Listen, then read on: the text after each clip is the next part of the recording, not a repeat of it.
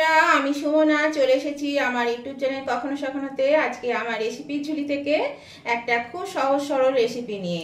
তো আশা করি আপনারা সকলে ভালো আছেন, সুস্থ আছেন। তো দেখুন, এখানে আমি একটা কড়া বসিয়ে দিয়েছি, কড়ার মধ্যে তেলও দিয়ে দিয়েছি।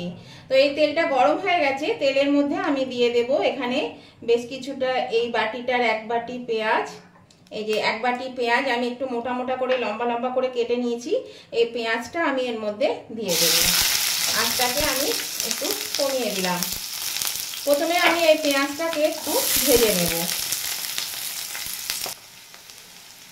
এরকম পেঁয়াজটা একটু ভাজা ভাজা হয়ে এসছে, এর মধ্যে দিয়ে দেব সামান্য একটু হলুদ,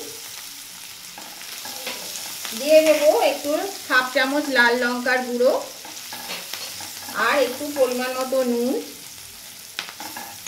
আর দিয়ে দেব এক চামচ ধনে গুঁড়ো।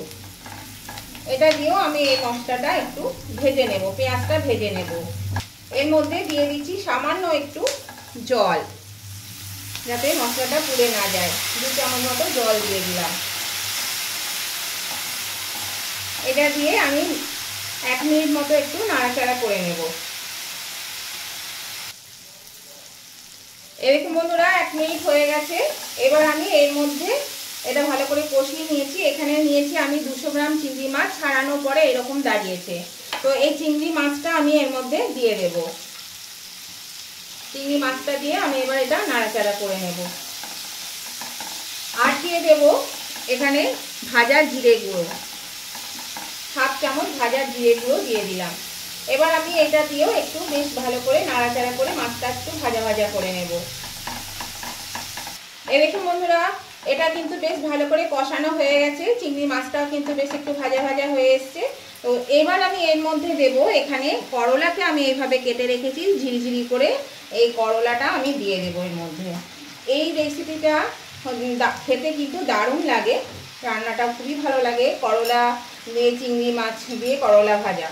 তো যারা তেতো খেতে পছন্দ করেন না, তারাও কিন্তু এটা গরম ভাতের সঙ্গে পেলে পরে অনায়াসে 1 থালা ভাত খেয়ে নেবে। এটা খুবই খেতে কিন্তু ভালো লাগে। তো আপনারা যদি কোনোদিন না খেয়ে থাকেন, তাহলে অবশ্যই কিন্তু আপনারা একবার করে দেখবেন। আমার মনে হয় আপনাদেরও খেতে খুব ভালো লাগবে, পছন্দ হবে। রান্নাটা খুব সহজ এবং খুব তাড়াতাড়ি হয়ে যায়। এবার আমি এর মধ্যে বাকি নুনটুকু দিয়ে দিচ্ছি, আর বাকি হলুদটাও দিয়ে দিচ্ছি। আর দিয়ে দেবো এখানে কটা লঙ্কাকে আমি ছোট ছোট লঙ্কা নিয়েছি, 5-7টা লঙ্কাটা দিয়ে দিলাম। তো এইভাবে কিন্তু অবশ্যই একবার ট্রাই করবেন, দেখবেন খুব ভালো লাগবে। অনেকেই তেতো কিন্তু পছন্দ করেন না, কিন্তু এটা দিয়ে সবাই খেতে চাইবে, একবার খেলে বারবার খেতে চাইবে। এবার বন্ধুরা এটা আমি ভালো করে নেড়ে চেড়ে একটু ঢাকা দিয়ে দেব। এটা একটু আগে ভেজে নিই ভালো করে, আঁচটা আমি এবার বাড়িয়ে দিলাম। তো নতুন বন্ধু যারা আমার চ্যানেলে প্রথম এসেছেন, আমার এখনো বন্ধু হয়ে ওঠেনি, তাদের কাছে আমার অনুরোধ, অবশ্যই কিন্তু আমার চ্যানেলটা সাবস্ক্রাইব করে আমার পাশে থাকুন। আর পাশে থাকা বেলটা অবশ্যই ক্লিক করে দিন, যাতে আমি আমার ভিডিও আপলোড করার সাথে সাথে নোটিফিকেশান আপনাদের মোবাইলে পৌঁছে যাবে, আর সবার আগে আপনারা আমার ভিডিও দেখতে পাবেন। আর আমার পুরাতন বন্ধু যারা, আমার অনেক দিনের পুরানো বন্ধু, আর রোজ আপনারা আমার ভিডিও দেখেন, তাদেরকে আমার অনেক ভালোবাসা আর শুভেচ্ছা জানাই। আর তাদের কাছেও আমার অনুরোধ, এবং নতুন বন্ধুদের কাছেও আমার অনুরোধ, যদি ভিডিওটা দেখতে দেখতে লাইক দিতে ভুলে গিয়ে থাকেন, তাহলে অবশ্যই কিন্তু একটা লাইক করে দেবে।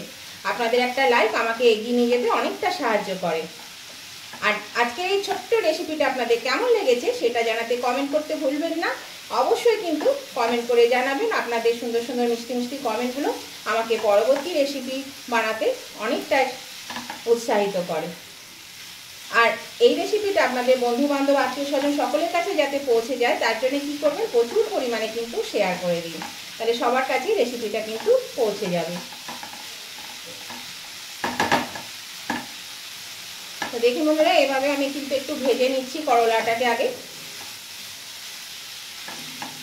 তাহলে উভয় বন্ধুদের কাছে আমার অনুরোধ, অবশ্যই কিন্তু লাইক শেয়ার কমেন্ট করতে ভুলবেন না। লাইক শেয়ার কমেন্ট করে দেবেন, আর নতুন বন্ধুরা সাবস্ক্রাইব করে আমার পাশে থাকবেন। তো দেখুন বন্ধুরা, আমি এটা এবার একটু ঢাকা দিয়ে দেব। ঢাকা দিয়ে একটু করলাটা সিদ্ধ করব। আর এটাতে জল দেওয়ার কোনো প্রয়োজন নেই, করলা থেকেই জল বেরোবে, নুন দেওয়া আছে, সেই জন্য কিন্তু করলা থেকেই জলটা বেরিয়ে যাবে। আমি এটা ঢাকা দিয়ে দিলাম। মিনিট 5-7 জন্য একটু ঢাকা দিয়ে দিলাম। আঁচটাকে আমি মিডিয়ামে দিয়ে দিলাম। এই দেখুন বন্ধুরা, আমি ঢাকাটা খুলে দিলাম। এই দেখুন করলাগুলো কিন্তু সিদ্ধ হয়ে গেছে। এই দেখুন করলা সিদ্ধ হয়ে গেছে। এই যে এবার আমি গ্যাসটা ফুল আঁচে দিয়ে আমি এটা একটু ভেজে নামিয়ে নেব। তাহলে এটা আমি আগে ভেজে নিই, তারপর আমি এটা দেখাচ্ছি আপনাদের সঙ্গে। এই দেখুন বন্ধুরা, এটা ভাজা হয়ে গেছে। এবার আমি এটা সার্ভিসিং ডিশে নামিয়ে নেব।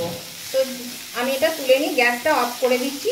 গ্যাসটা অফ করে দিয়ে আমি এটা তুলে নিচ্ছি।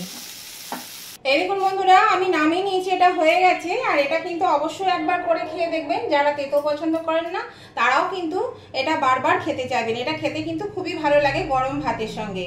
তো এই রেসিপিটা যদি আপনাদের ভালো লেগে থাকে, পছন্দ হয়ে থাকে, তাহলে কিন্তু অবশ্যই লাইক শেয়ার কমেন্ট করতে ভুলবেন না।